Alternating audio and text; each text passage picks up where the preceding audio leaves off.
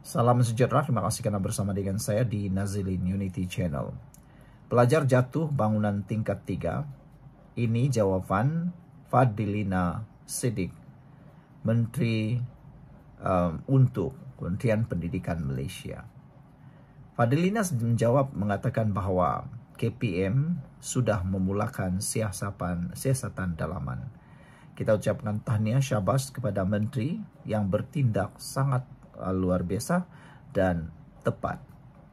Kementerian Pendidikan Malaysia KPM sedang menjalankan proses siasatan dalaman bagi meneliti semua aspek pematuhan prosedur operasi standard SOP di sekolah.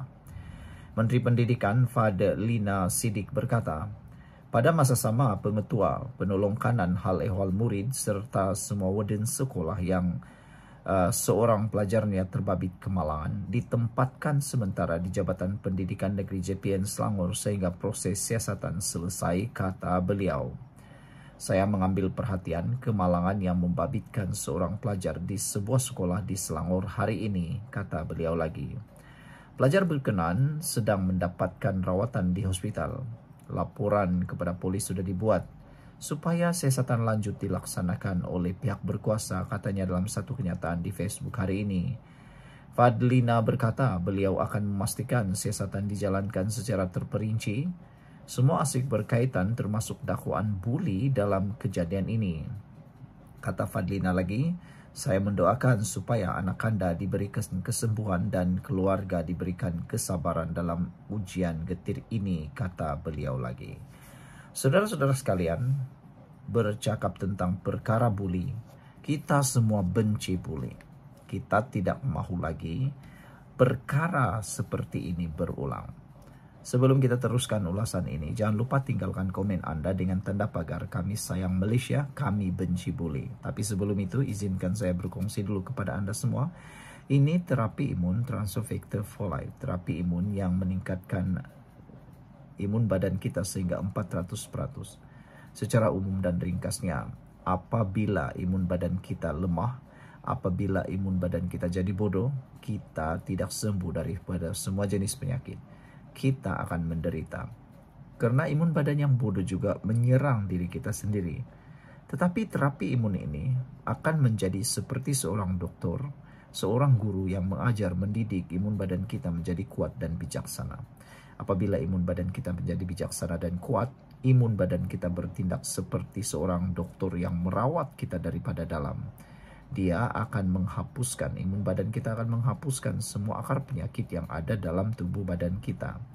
Imun badan yang kuat juga atau bijaksana, ia juga akan mengenal mana satu lawan, mana satu kawan dalam tubuh badan kita. Lalu, imun badan kita lah yang menghapuskan penyakit itu dan kita sembuh.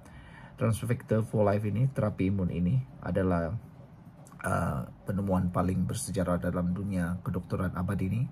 Lulus KKM, halal dan diperakui oleh dokter-dokter di seluruh dunia.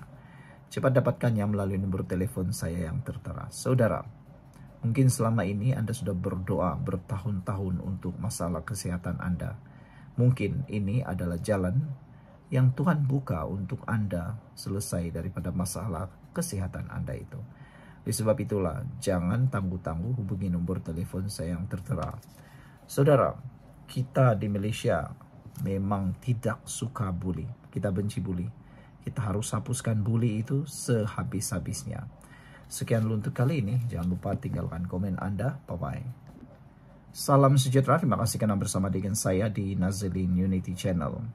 Selepas kes Zara Khairina jatuh daripada tingkat 3 di bangunan asrama, ini adalah perkara yang baru berlaku lagi.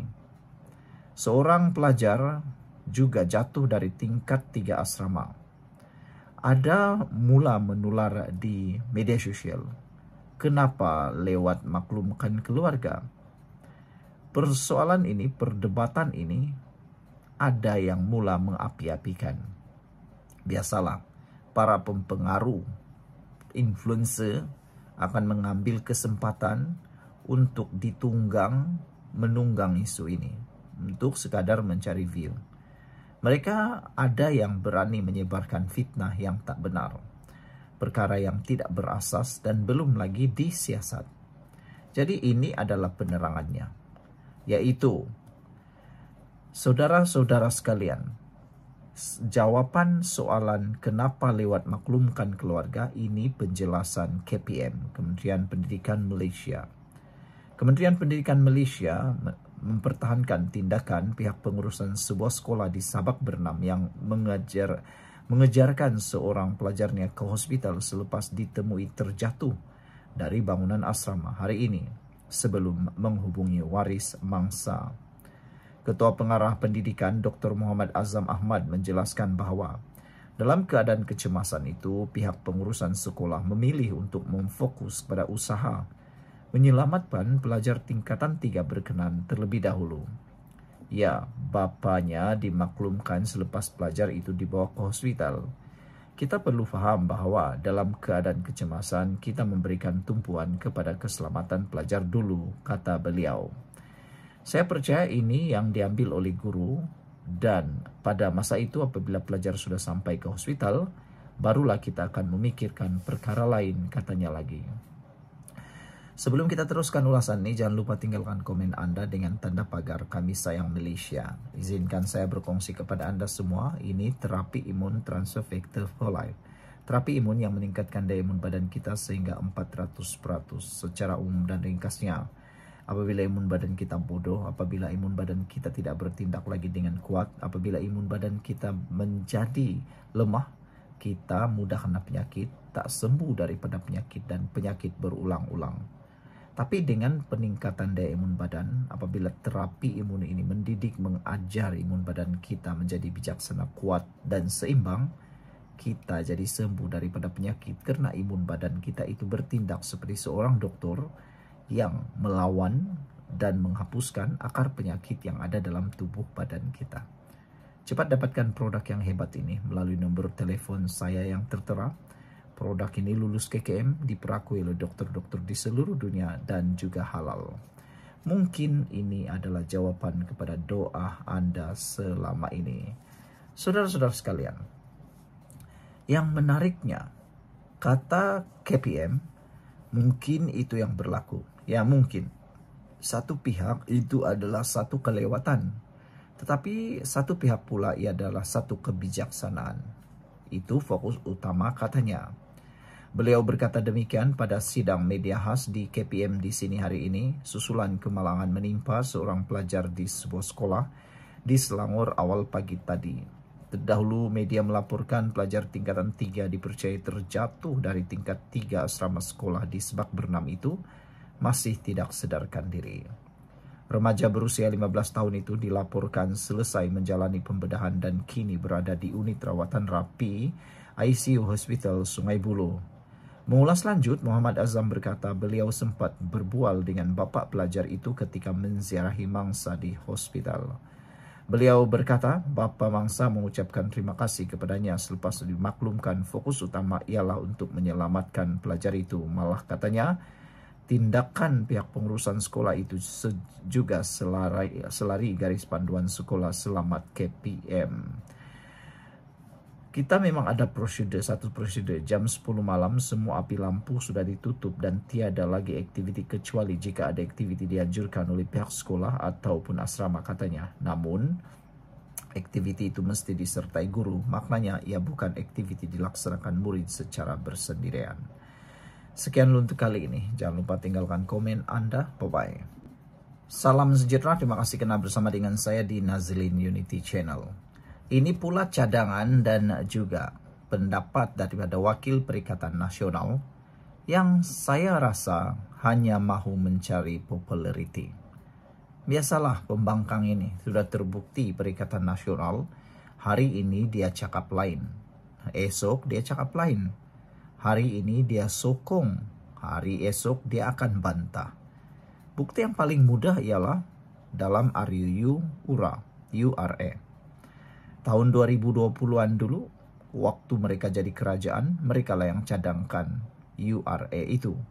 Tapi kini, apabila mau dibacakan untuk pembentangan kali kedua, mereka lah pula yang paling membantah. Dia cadang, dia bantah. Itulah yang paling mengejutkan ramai orang.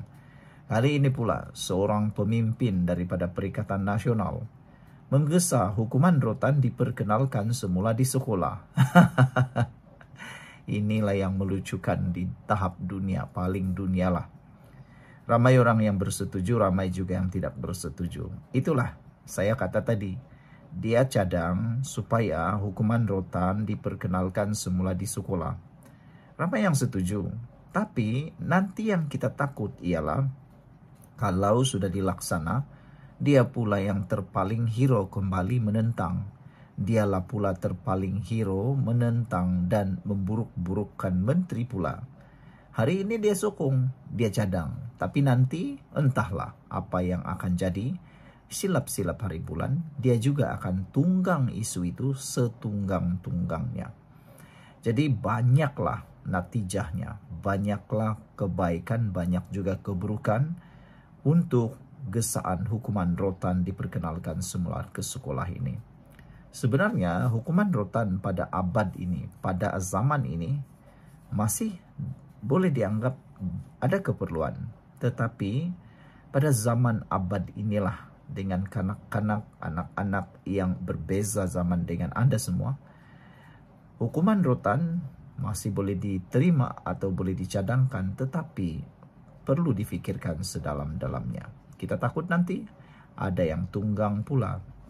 Sebelum kita teruskan ulasan kali ini, jangan lupa tinggalkan komen Anda, apa pendapat Anda tentang hukuman rotan dikembalikan semula ke sekolah yang dicadangkan oleh wakil calon daripada YB Perikatan Nasional ini.